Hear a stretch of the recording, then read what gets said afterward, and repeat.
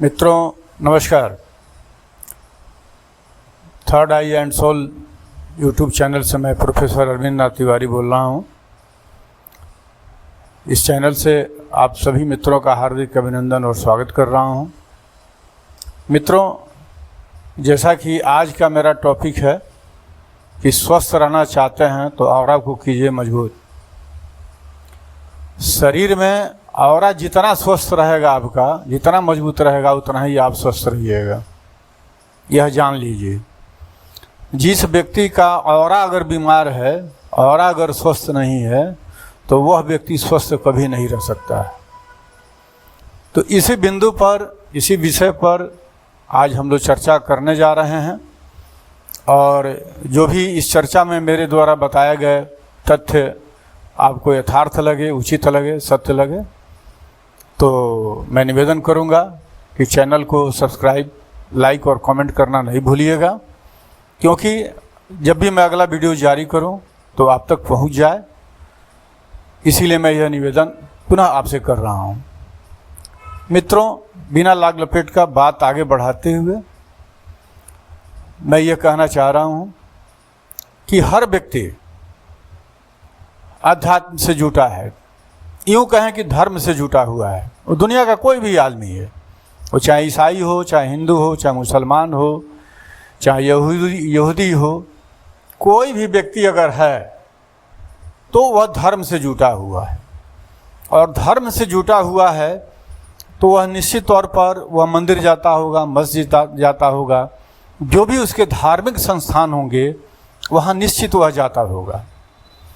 और उसके उपरांत अपने घर में भी अपने देवी देवताओं का, या देवी देवता जो नहीं मानते हैं, अपने अल्लाह मालिक को या गॉड को या भगवान बुद्ध को, जो भी व्यक्ति है वह अपने घर या देवालयों में कहीं न कहीं वह ईश्वर से जुटा हुआ है।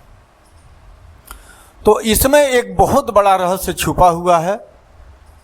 और इस रहस्य पर ध्यान रहते हुए भी किसी का ध्यान पूर्णतः जाता नहीं कि इसको अगर बढ़िया से, हम धर्म से अगर बढ़िया जुटते हैं तो ऑरा हमारा किस तरह से मजबूत होता है। इसी पर ध्यान हम आप सबका आकृष्ट करना चाहेंगे पुनः कि आप मंदिर जाते हैं, या जिनका तर्क होता है कि मंदिर में भगवान नहीं होते हैं, देवालयों में भगवान नहीं होते हैं, बैठ करके पूजा भी करना, कोई ये देवी देवता का चित्र टांगना या करना, या ऐसे बिना चित्र का भी करना, ये ईश्वर नहीं होता है, ऐसे भी बहुत लोगों का मत होता है। तो उनके लिए भी मैं बता रहा हूँ कि इसमें एक साइंटिफिक कॉजेज है, वैज्ञानिक कारण है।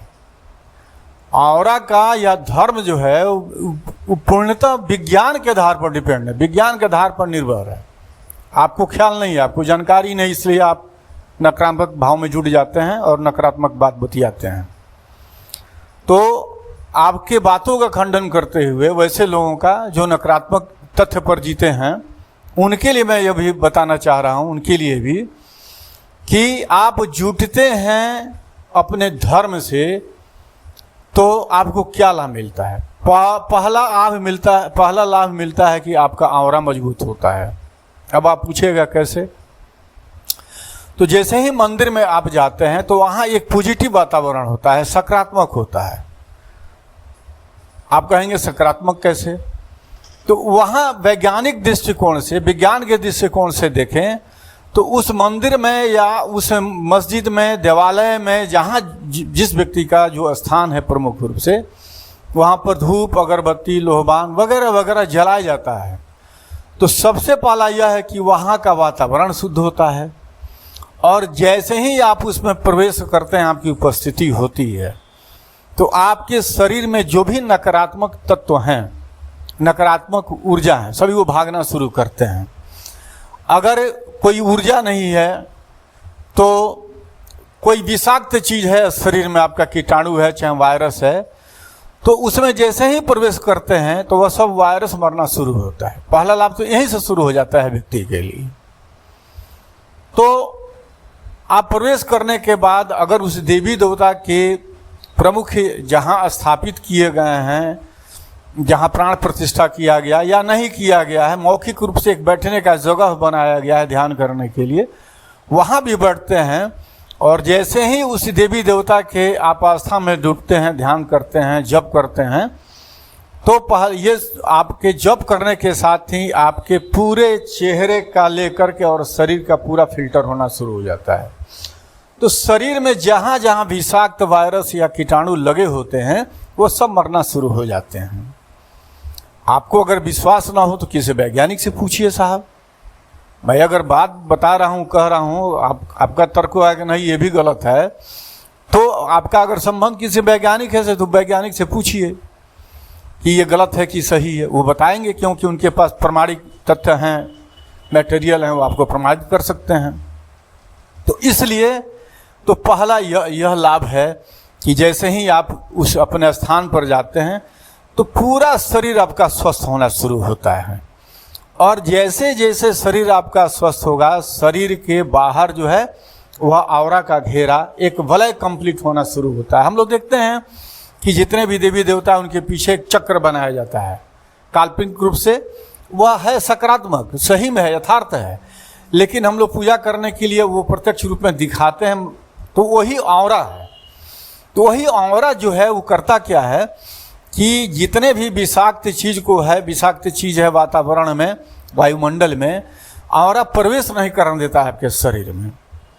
इसके अलावा आप मार्केट जा रहे हैं, बाजार में जा रहे हैं, कोई निगेटिव ऊर्जा का आदमी है और आपको गलत निगाह से देख रहा है और आपका ऑरा मजबूत नहीं है, तो उसका जो नकारात्मक ऊर्जा आपके शरीर में प्रवेश करेगा।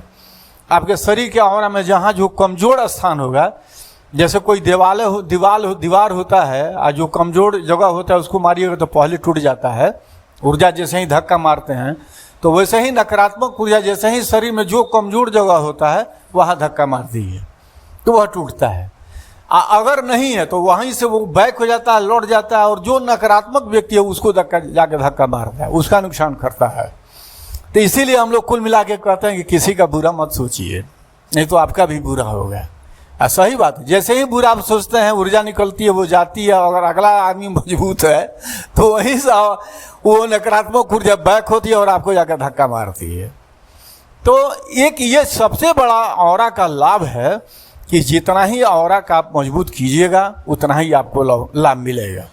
एक मैंने बताया ये देवालयों का। दूसरा, अगर घर में अगर बैठते हैं, आप अगरबत्ती जलाते हैं, कपूर जलाते हैं, अपने घर में कोई मंदिर है, देवता का स्थान बनाए हैं, तो वहाँ जैसे ही पूजा आप करते हैं और आरती जो करते हैं, आरती दिखाते हैं अपने देवता को, तो उनको आरती तो दिखाते हैं, लेकिन साथ साथ आपको जान लीजिए कि आप अपना भी आरती कर रहे हैं। जैसे जैसे घूम रहा है वो आरती होता है, तो उस आरती के दौरान भी आपका ऑरा फिल्टर होता है। ये सबसे बड़ी लाभ है जिस पर व्यक्ति का ध्यान नहीं जाता है। तो एक लाभ यहाँ मिल जाता है।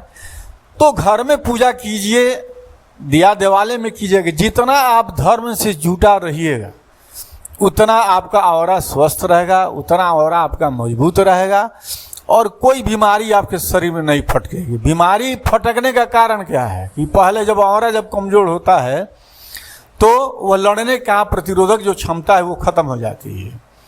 तो चाहे कोई फल खाइए, चाहे अन्न खा रहे हैं और कोई गलत मान लीजिए दाना मिल गया या कोई विषाक्त अन्न खा लिए तो शरीर में वो गैस कर, तो ये कंप्लीट जो ऑरा है उस सब को रोकती है, उस सब का जो है विरोध करती है, उसको वायरस को मारती है। तो कुल मिला के आप जो ध्यान जप और जो करते हैं, जो भी आप अध्यात्म से जुड़ते हैं, तो उसमें आपका ऑरा फिल्टर होता है, ऑरा स्वस्थ होता है, ऑरा मजबूत होता है। इसलिए आप कहीं रहिए, धर्म से जुटिए, चाहे किसी भी पंथ के मानने वाले हैं, किसी भी मजहब के मानने वाले हैं। अगर अपने मजहब को मानते हैं, अपने धर्म को मान रहे हैं, धर्म तो सबका एक ही होता है, पंथ अलग अलग होते हैं, जिसको हम पथ भी कहते हैं, पंथ भी कहते हैं, संप्रदाय भी कहते हैं। तो ये अलग होता है, इसका मेथड होता है, सूत्र होता है, तो वो हम विस्तार नहीं होना चाहते हैं फिर कभी उस पर। लेकिन ये ज़रूर कहेंगे कि आप आस्थावादी हैं, जितना बड़ा आस्थावादी हैं उतना बड़ा आपका ऑरा मजबूत होगा, स्ट्रांग होगा। इसलिए आप ऑरा को मजबूत कीजिए और स्वस्थ रहिए। मित्रों, ऑरा पर और भी बताने के लिए है, जैसे थोड़ा सा और वीडियो तो थोड़ा लंबा हो रहा है, लेकिन मैं बता दूं कि ऑरा पूजा पाठ में आपने कर लिया और बाहर आप जा रहे हैं, तो जो नकारात्मक ऊर्जा है इन सब से बचने के लिए आप अपने ऑरा को बंद भी कीजिए। तो आप पूछिएगा बंद कैसे होता है? तो पूजा करने के बाद जो है आप जो कीजिए क्या कि ऐसे आप 3 बार घुमा लीजिए अपने जिस मंत्र देवता का या जिस देवता का आप जाप करते हैं, ऐसे 3 बार घुमा लीजिए और आपका लॉक हो जाएगा। फिर आपको ऑरा मान लीजिए खोलना है पूजा के समय पर, या घर आए ऐसे खोलना हो रहा है तो उल्टा 3 बार ऐसे घुमा लीजिए अपने मंत्र देवता का, है ना, या ऐसे अपने मंत्र को देवता को ऐसे आप 3 बार ऐसे कर लीजिए तो आपका ऑरा लॉक हो जाएगा। और फिर ऑरा इसको खोलना है तो आप 3 बार ऐसे कर लीजिए, ऑरा खुल जाएगा। तो मित्रों, इस तरह से ऑरा को सस कर सकते हैं, ऑरा को आप बंद कर सकते हैं। मित्रों, अब वीडियो लंबा हो गया है इसलिए मैं विदा चाहता हूं और पुनः आपसे निवेदन करते हुए कि मेरे बताए हुए आपको यथार्थ लग रहा है, मेरे बताए गए तथ्य, तो चैनल को सब्सक्राइब और लाइक करना, कमेंट करना नहीं भूलिएगा, क्योंकि यही आपका स्नेह और आशीर्वाद मुझ तक है। धन्यवाद।